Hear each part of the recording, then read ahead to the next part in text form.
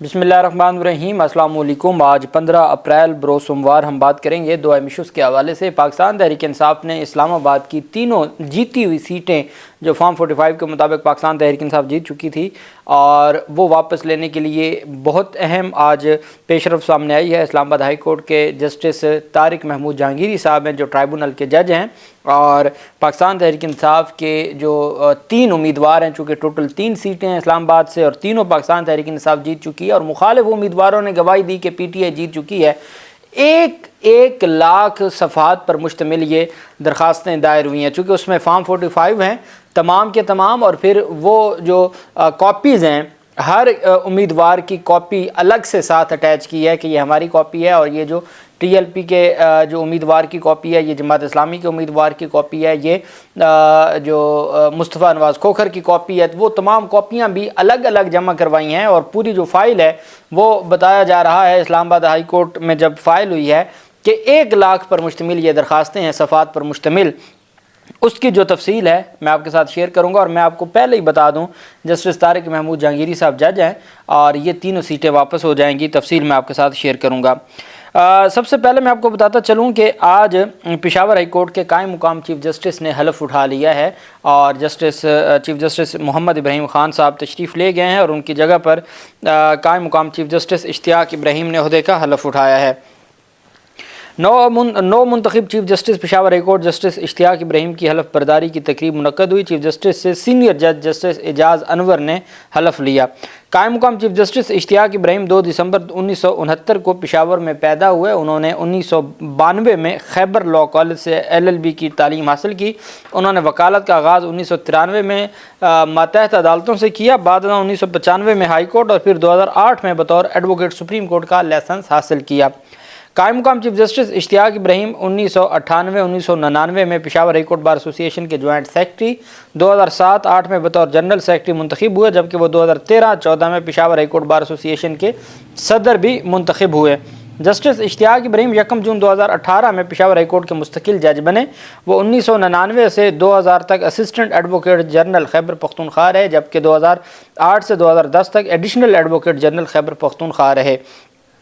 12 April کو Peshawar high court کے senior جج جسٹس اشتیاق ابراہیم کو قائم مقام چیف جسٹس تعینات کیا گیا تھا اور باقاعدہ طور پر اعلامیہ جاری ہوا تھا، اور چیف جسٹس محمد ابراہیم خان 14 اپریل کو وہ اپنا جو مدت ہے وہ مکمل کر گئے، اور آج جو قائم مقام چیف جسٹس ہیں، چونکہ قائم مقام چیف اب ان کے پاس 2 ان کو ریمیڈیز مل سکتی ہیں، ان کا جو حق ہے، یا تو یہ سپریم کورٹ آف پاکستان میں چلے جائیں گے یا ان کو مستقل چیف جسٹس تعینات کر دیا جائے گا جب تک ان کا ٹینیور ہوگا۔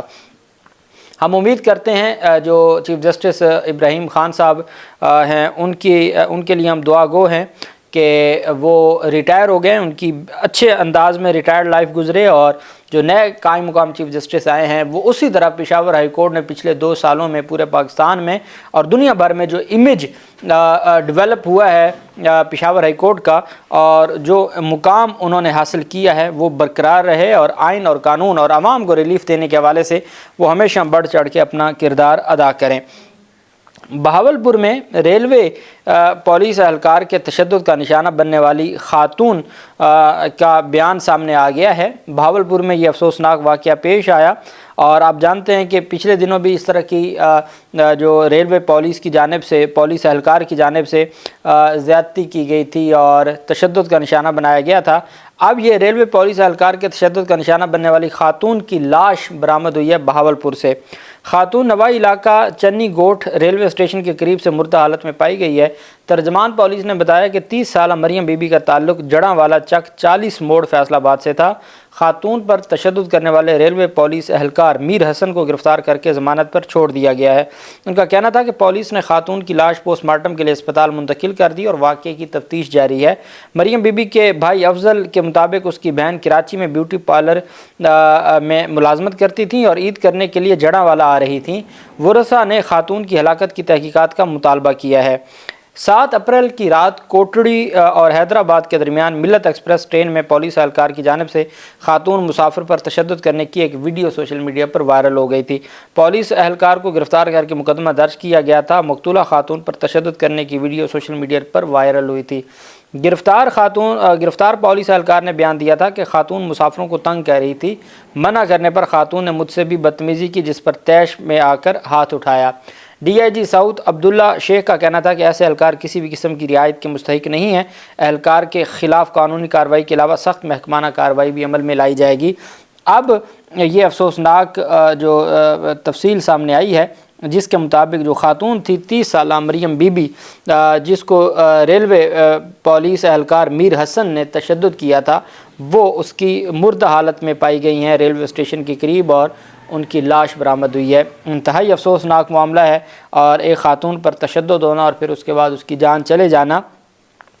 کبھی کبھی ایسا لگتا ہے پاکستان میں جو جس طرح سے آج کل چیزیں سامنے آ رہی ہیں، خوف آتا ہے ان سارے حالات سے کہ ہماری انسانیت کہاں گئی۔ ہم بطور مسلمان، مجھے ایسے لوگ جو اتنے ایسا تشدد کرتے ہیں یا ایسا حیوانی سلوک کرتے ہیں یا غیر انسانی سلوک کرتے ہیں، تو وہ تو مسلمان کہلوانے کے بھی حقدار نہیں ہیں، چونکہ اسلام تو نام ہی سلامتی کا ہے۔ اسلام تو وہ ہے جس سے کسی کو امن ملتا ہے، محبت ملتی ہے، پیار ملتا ہے، شفقت ملتی ہے۔ یہ جو ظلم ہے، اس کا تو اسلام کے متضاد ظلم ہے۔ اگر اسلام کی متضاد کسی چیز کو ہم نے دیکھنا ہو تو وہ ظلم ہے، وہ جبر ہے۔ یہ ساری چیزیں اسلام کی متضاد ہیں، لیکن ہم اپنے آپ کو مسلمان بھی کہلاتے ہیں، اپنے آپ کو انسان بھی سمجھتے ہیں، لیکن ہمارے حالات بدتر حیوانوں جیسے ہیں۔ لاہور کی انسداد دہشت گردی عدالت میں پاکستان تحریک انصاف کے سابق رہنما فواد چودھری کی 9 مئی کے 4 مقدمات میں 20 اپریل تک عبوری ضمانت منظور کر لی گئی ہے۔ اب جانتے ہیں کہ اسلام آباد ہائی کورٹ نے اپنی نوعیت کا یہ پہلا فیصلہ دیا تھا، جس میں ایک شخص گرفتار تھا اور اس کو گرفتاری کے بعد جن مقدمات میں گرفتار تھا، اس کے بعد مزید کسی اور مقدمے میں گرفتاری سے روک دیا تھا، اور جیل میں قید ایک شخص کو حفاظتی ضمانت دی گئی تھی یا راہداری ضمانت دی گئی تھی۔ اس پر وہ متعلقہ عدالتوں میں پیش ہونا شروع ہو گئے ہیں، اور 9 مئی کے 4 مقدمات میں وہ نامزد تھے لاہور میں، اور اس میں وہ پیش ہوئے۔ عدالت نے 20 اپریل تک عبوری ضمانت منظور کر لی۔ فواد چودھری اپنی اہلیہ کے ہمراہ عدالت میں پیش ہوئے، جہاں جج ارشد جاوید نے سماعت کی۔ سابق وزیر اطلاعات نے ماڈل ٹاؤن کے تھانہ گلبرگ اور نصیر آباد میں درج ایک مقدمے میں درخواست دائر کی۔ عدالت نے پولیس کو فواد چودھری کی گرفتاری سے روکتے ہوئے آئندہ سماعت پر مقدمات کا ریکارڈ طلب کر لیا۔ عدالت کے باہر میڈیا سے گفتگو کرتے ہوئے فواد چودھری نے کہا کہ جب ان سے صحافیوں نے سوال کیا کہ کیا آپ کو ابھی بھی گرفتاری کا خدشہ ہے، تو فواد چودھری نے تبصرہ کیا کہ پاکستان میں ہر شخص کو ہر وقت گرفتاری کا خطرہ ہے۔ انہوں نے مزید کہا کہ وہ 4 مرتبہ جیل سے ہو آئے ہیں، اللہ خیر کرے گا۔ ساتھ انہوں نے کہا کہ یہ جو حکومت ہے، جو فارم 47 کی حکومت ہے، اگر یہ 5-6 مہینے بھی نکال گئی تو یہ بہت بڑی بات ہوگی۔ انہوں نے کہا یہ حکومت نظر نہیں آ رہا کہ یہ کسی بھی صورت میں یہ حکومت اپنا وقت پورا کرے گی یا یہ اپنا ٹینیور مکمل کرے گی، بلکہ یہ اگر 5-6 ماہ بھی نکال جائے تو بڑی بات ہوگی۔ اور فواد چودھری کی جو ضمانتیں ہیں، 4 عبوری ضمانتیں، اس میں 20 اپریل تک عدالت نے جو 20 اپریل تک ان کی سماعت کو ملتوی کیا ہے اور ان کی عبوری ضمانت منظور کی ہے۔ ہم نے بعض رہنماؤں کا دیکھا ہے جو پاکستان تحریک انصاف چھوڑ جاتے ہیں، تو ہم نے دیکھا ہے کہ یا تو ان کو مقدمات سے ڈسچارج کر دیا جاتا ہے، وہ بری ہو جاتے ہیں، بریت کی درخواستیں دیتے ہیں، وہ منظور ہوتی ہیں۔ اگر عبوری ضمانتیں بھی کرواتے ہیں تو وہ 1.5 مہینوں کی تاریخیں پڑتی بھی ہم نے دیکھی ہیں۔ اسپیشلی چونکہ اسلام آباد میں جو جج ابوالحسنات ذوالقرنین صاحب ہیں وہ چھٹیوں پر ہیں۔ سائفر کیس کا اتنا بڑا فیصلہ اور اتنا مشقت کی معزز جج صاحب نے، اور پھر ان کو چھٹیوں پہ جانا تھا لمبے عرصے کے لیے، وہ میرے خیال میں 80 دنوں کی چھٹیاں تھیں شاید جج صاحب کی، تو وہ تشریف لے گئے، اور ان کے بعد جو ان کا کام ہے وہ ڈیوٹی ججز دیکھ رہے ہیں، تو اس وجہ سے وہ 1.5 مہینے کی اسلام آباد میں تو ڈیٹیں ہو رہی ہیں، لیکن چونکہ فواد چودھری کا معاملہ ابھی تک بھی اڑا ہوا ہے، اس وجہ سے 15 اپریل کو انہوں نے عبوری ضمانت کی، اور صرف 5 دن کے لیے ان کی عبوری ضمانت منظور ہوئی، اور یہ سلسلہ پھر آگے چلے گا۔ دوسری طرف پاکستان تحریک انصاف کے 3 امیدواروں کی جانب سے شعیب شاہین، عامر مغل N47 سے اور N46 سے عامر مغل، N47 سے شعیب شاہین اور N48 سے علی بخاری نے 8 فروری انتخابات کے نتائج میں تبدیلی اور دھاندلی کو ٹرائبونل میں چیلنج کرتے ہوئے مسلم لیگ نون کے کامیاب قرار دیے گئے جو ممبران اسمبلی ہیں ان کو ڈی نوٹیفائی کرنے کی استدعا کر دی ہے۔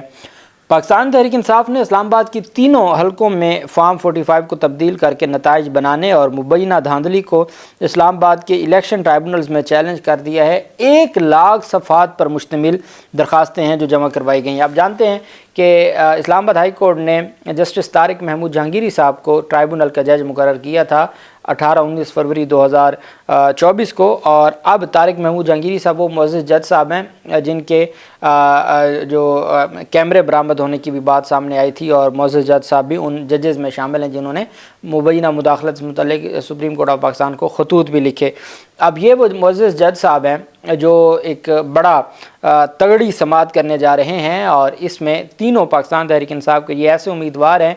जमात इस्लामी ने इनके हक़ में प्रेस कॉन्फ्रेंस की इस्लामाबाद में, TLP ने प्रेस कॉन्फ्रेंस की है, और मुस्तफ़ा नवाज़ खोखर ने प्रेस कॉन्फ्रेंस की। उन्होंने कहा है कि पाकिस्तान तहरीक इंसाफ इस्लामाबाद में जीत चुकी है, वो जीती हुई है, और अब पाकिस्तान तहरीक इंसाफ के उम्मीदवारों ने जो 1 लाख सफ़ात पर मुश्तमिल दरख्वास्तें दायर की, उसमें तमाम फॉर्म 45 हैं। अपने भी फॉर्म 45 मुकम्मल हैं, जमात इस्लामी का भी फॉर्म 45 की कॉपीज़ मुकम्मल हैं, TLP की भी फॉर्म 45 की कॉपीज़ मुकम्मल हैं, और भी मुखालिफ जो आज़ाद उम्मीदवार थे उनकी भी फॉर्म 45 की कॉपीज़ मुकम्मल हैं।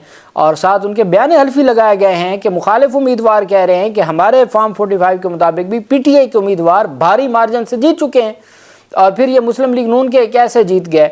मुस्तफ़ा नवाज़ खोखर कहते हैं कि यार मैं हारा हूँ, मैं अपनी हार को तस्लीम करता हूँ, लेकिन मेरे पास जो फॉर्म 45 है उसके मुताबिक भी PTI के आमिर शुएब शाहीन और अली बुखारी भारी मार्जिन से जीत रहे थे। तो फिर ऐसा क्या हो गया कि मुस्लिम लीग नून के लोगों को जितवा दिया गया। तो ये मामलात चूँकि आज फ़ाइल हुआ है इस्लामाबाद में, ये सिर्फ़ 3 हलके हैं, और मेरे ख़्याल में तो ये 3 ही दरख्वास्तें होंगी। शायद जमात इस्लामी या बाकी जमातें भी अपनी दरख्वास्तें दें, जो भी होगा इकट्ठी सुनी जाएंगी। आगे जज साहब हैं बड़े तगड़े जज, उन्होंने मेरिट के ऊपर आइन और कानून को मद्देनज़र रखते हुए फॉर्म 47 की ऐसी धज्जियाँ उड़ानी हैं कि चीज़ें, चूँकि सबूत आ गया ना फॉर्म 45 के दस्तखत शुदा और अंगूठा जात सब्त हुए हैं, और वो अब समाअत करेंगे। और ये दरख्वास्तें दायर कर दी गई हैं, बाकायदा तौर पर डायरी नंबर मिल चुका है। अब ये दरख्वास्त समाअत के लिए मुकर्रर होंगे जस्टिस तारिक महमूद जहांगीरी साहब की अदालत में। जो भी तफसीलात होंगी आपके साथ शेयर करते रहेंगे। अल्लाह पाक पाकिस्तान कामयाब नासिर हो। बहुत शुक्रिया। अल्लाह हाफिज़। पाकिस्तान जिंदाबाद।